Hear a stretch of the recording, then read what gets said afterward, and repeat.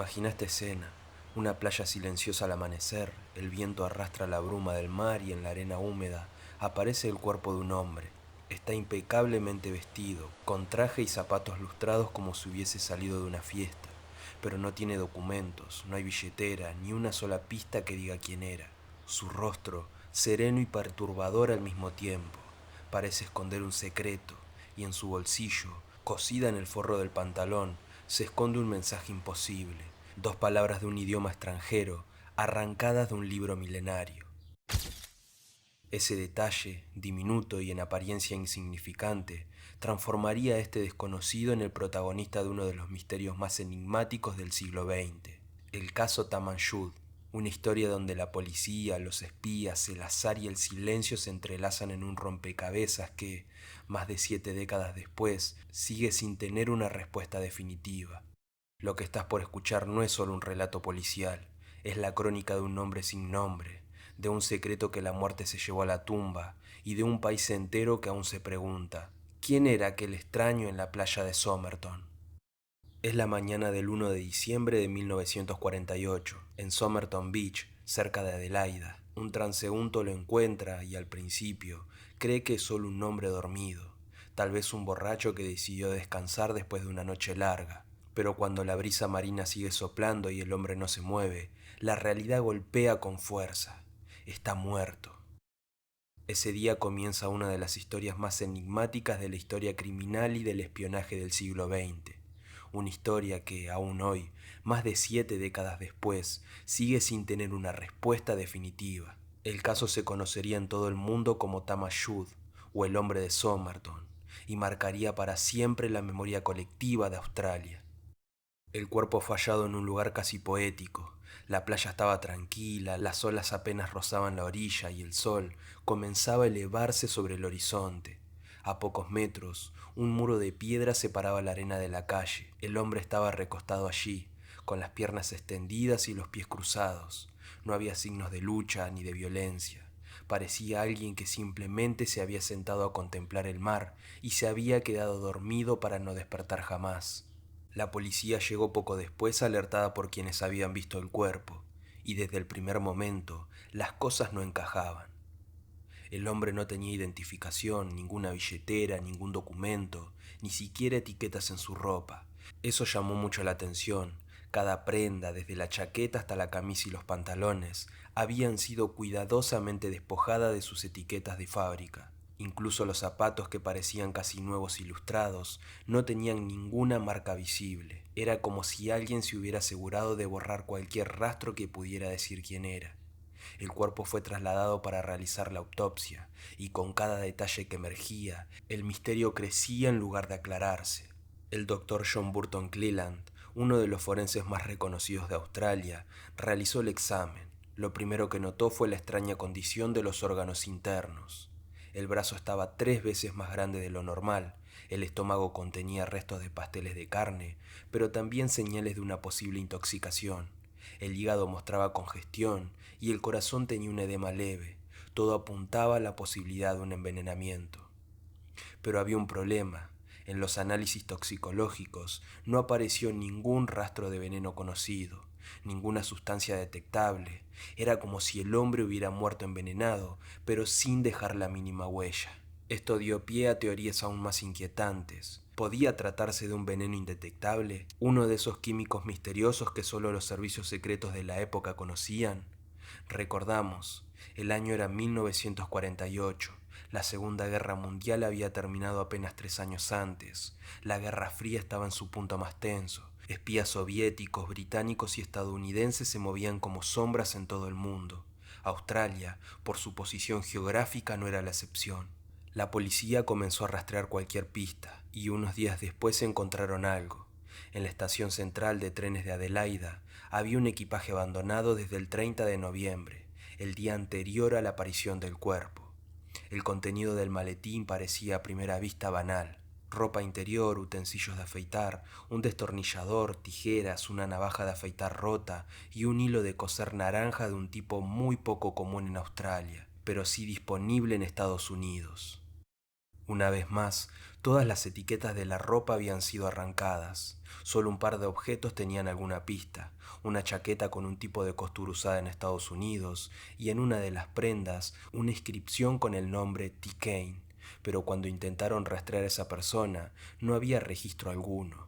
Era un nombre fantasma, quizás colocado intencionalmente. Nada de eso ayudaba a dar con la identidad del hombre. Meses después, en enero de 1949, durante una segunda revisión del cuerpo, los forenses encontraron un detalle que había pasado desapercibido.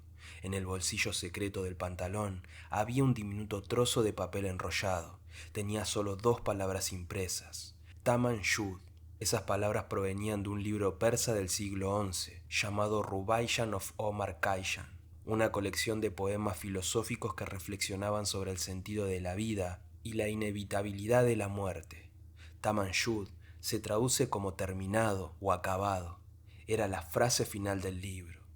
De repente, el caso adquirió un aire aún más oscuro, casi literario. Un hombre muerto en una playa, sin nombre, sin huellas, con todas las pistas borradas y con un mensaje final en su bolsillo que decía simplemente terminado. La investigación de un giro inesperado cuando alguien se presentó a la policía con una copia del Rubaiyat of Omar Khayyam. Según esta persona, ese mismo libro había aparecido en el asiento trasero de su auto, estacionado cerca de la playa de Somerton, el mismo día en el que se halló el cuerpo. El libro estaba incompleto, faltaba precisamente la página que contenía la frase Taman-Yud arrancada. Esa página coincidía perfectamente con el papel encontrado en el bolsillo del hombre. En la contratapa del libro, escrito a mano con lápiz, había una serie de líneas enigmáticas de letras, un código.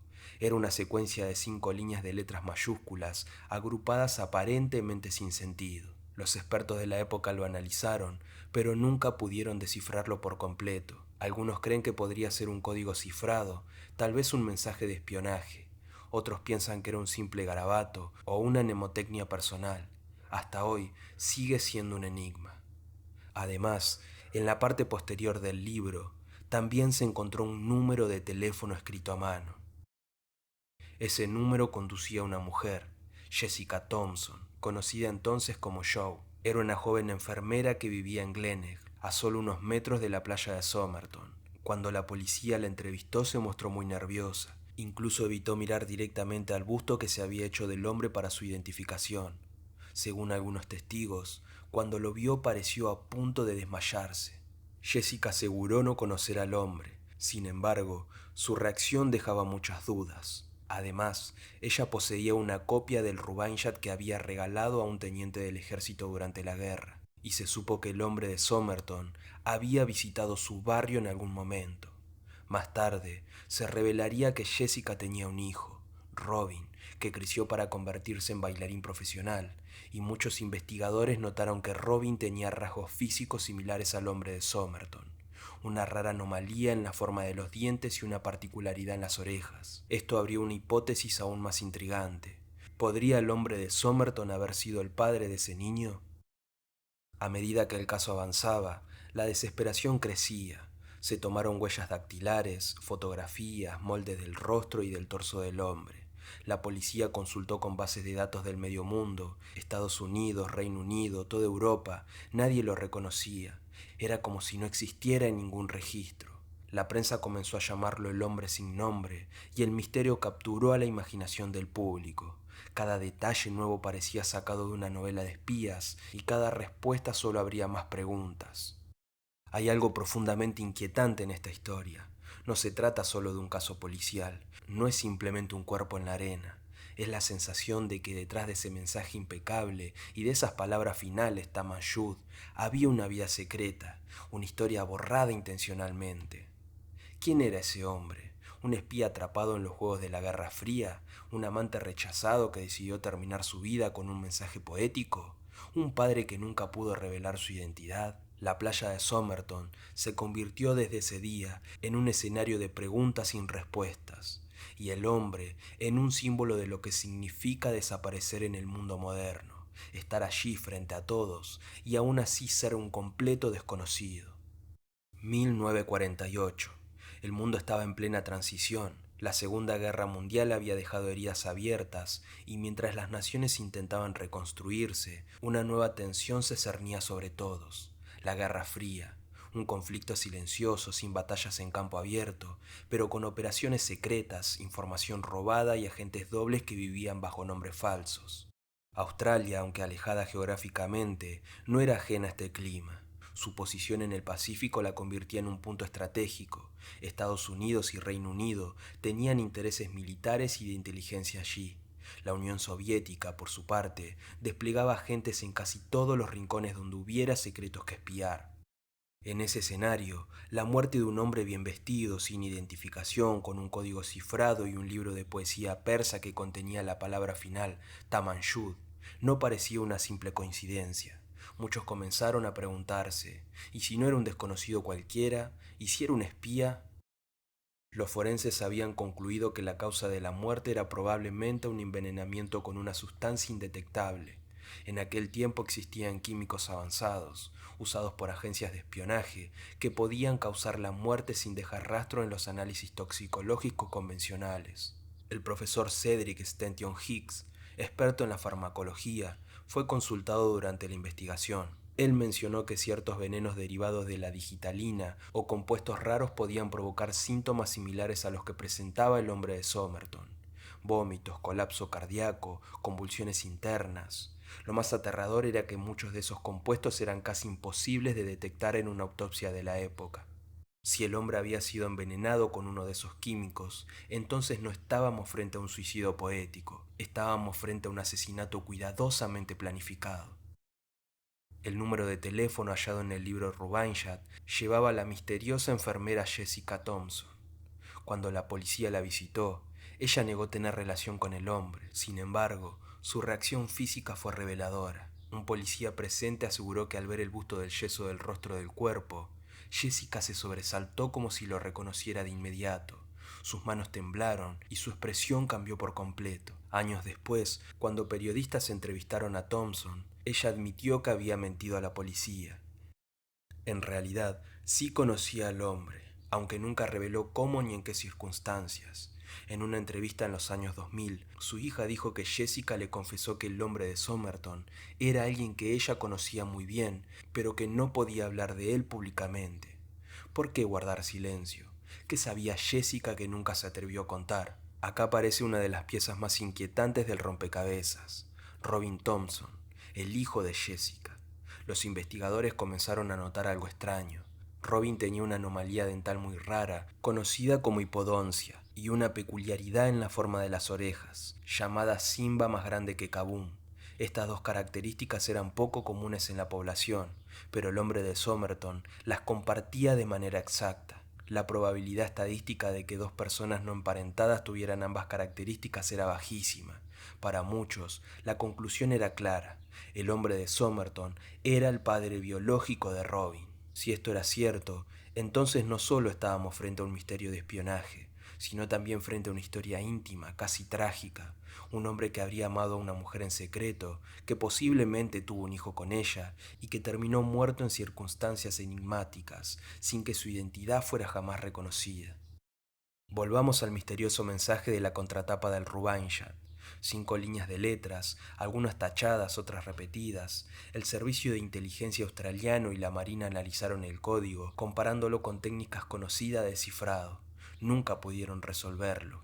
Un criptógrafo de la policía afirmó que la exposición de las letras no parecía ser aleatoria. Había repeticiones, patrones, como si realmente ocultara un mensaje. Sin embargo, no había clave, y sin una clave, incluso el mejor de los códigos es imposible de romper.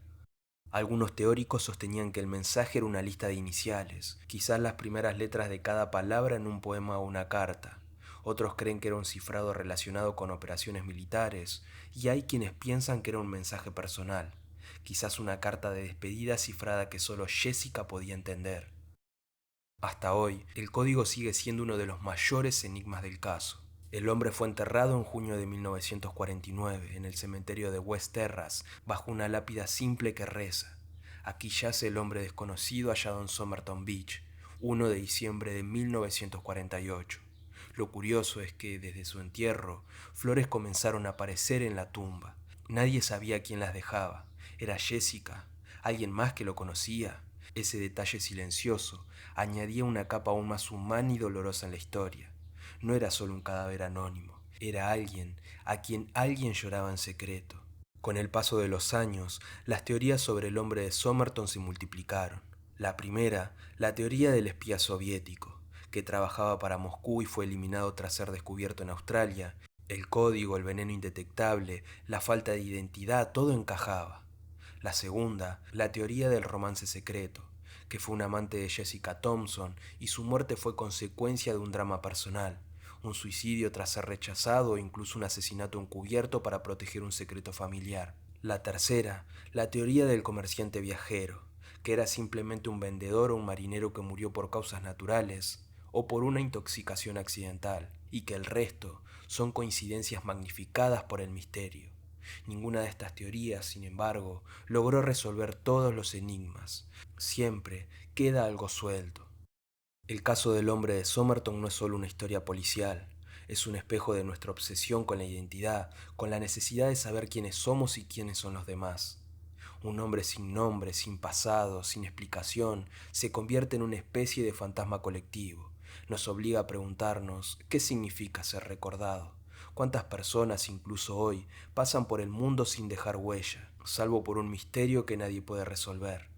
Mientras tanto, la figura del hombre de Somerton sigue allí, entre la playa, el busto de yeso y la tumba solitaria. Un recuerdo de que, a veces, la vida real puede ser más enigmática que cualquier ficción. Décadas después de aquel hallazgo en la playa, el misterio del hombre de Somerton seguía vivo. Ninguna teoría lo explicaba del todo, ningún nombre encajaba con este rostro, ningún código había sido descifrado. El paso del tiempo solo lo volvió más legendario. Era un caso que parecía condenado a no resolverse jamás. Pero entonces, en el pleno siglo XXI, la ciencia decidió intervenir.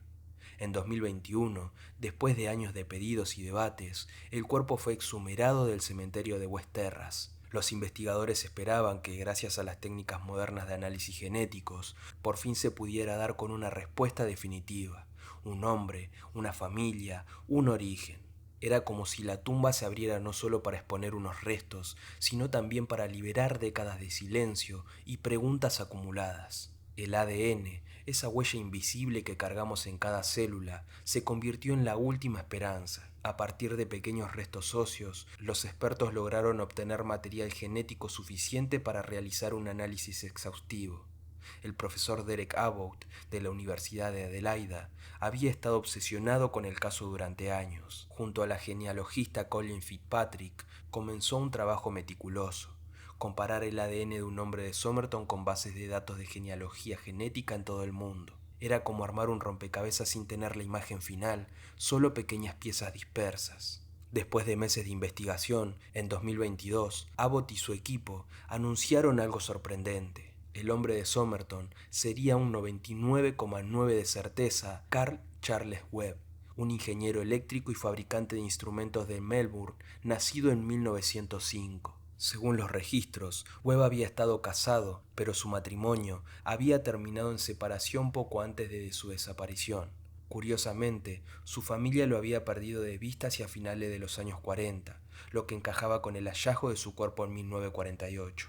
Algunos documentos revelaban que Webb tenía una afición por la poesía y los caballos de carrera, lo que podría explicar la presencia del Rubaiyat. Sin embargo, aún quedaban vacíos enormes. ¿Por qué estaba en Adelaida? ¿Qué hacía en la playa de Somerton? ¿Cómo murió exactamente? El nombre había aparecido, pero el misterio permanecía.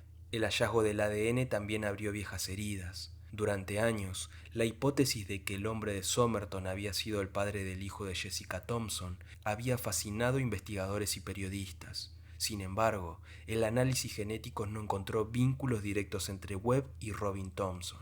Es decir, el hombre no era su padre biológico. Esa revelación desmoronaba una de las teorías más románticas y dolorosas de la historia.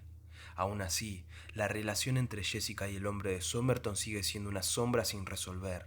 Si no eran amantes, ¿por qué ella reaccionó con tanto temor al verlo? ¿Qué sabía realmente?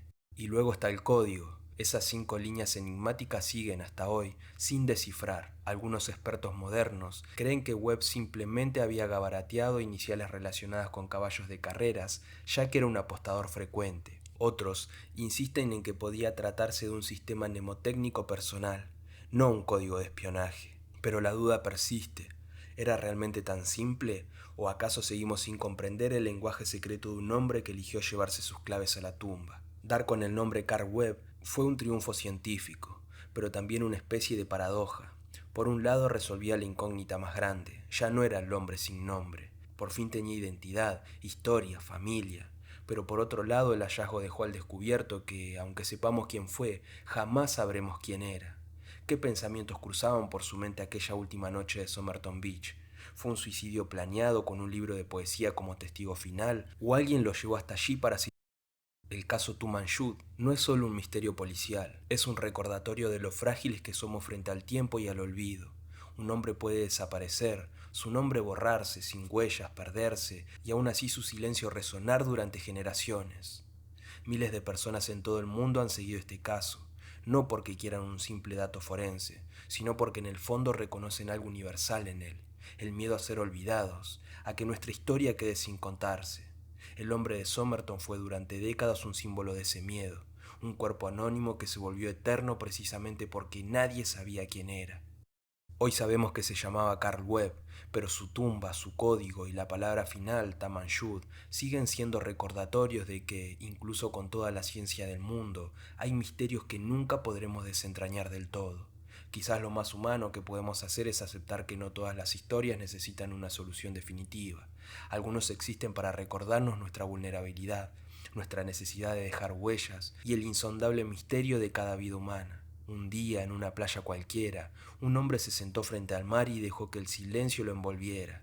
Aun cuando su sombra se perdió por más de 60 años, su historia sigue viva, porque mientras alguien lo recuerde, mientras alguien se pregunte qué significó esa última palabra, Tamanshut, terminado, su vida de algún modo continúa.